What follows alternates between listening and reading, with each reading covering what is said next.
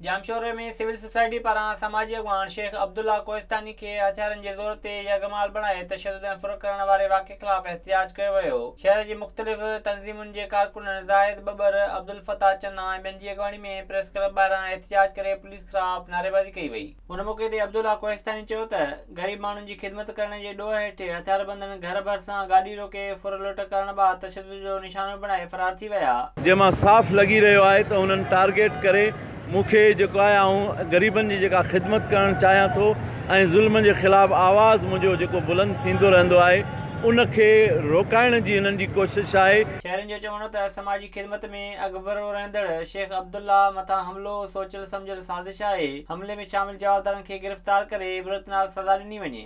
असां नौजवान संगत जामशोरो तरफ़ां ऐं बीबी शहीद फोटो तरफ़ां इहो चिता था ॾियूं त फ़ौरन समाजी अॻवान ते जेको हमिलो थियो आहे इन जवाबदारनि खे गिरफ़्तार कयो वञे। वधीक जेको बि साईं शेख अब्दुल्ला कोहिस्तानी लाइ अमल जोड़ींदो असां सां कढूंदासीं।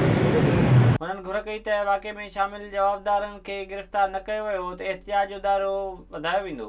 विज़िट कयो अवामी आवाज़ मीडिया ग्रुप जी वेबसाइट awamiawaz.pk